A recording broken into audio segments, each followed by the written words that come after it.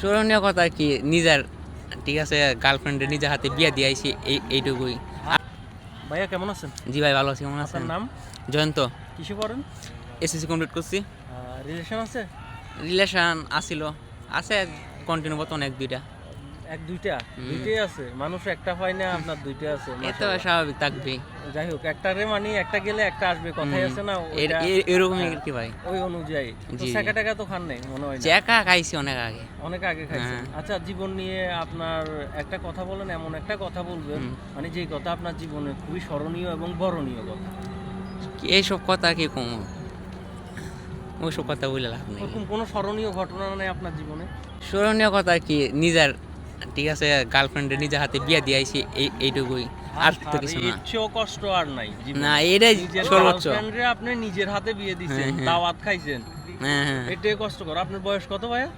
বয়স 18+।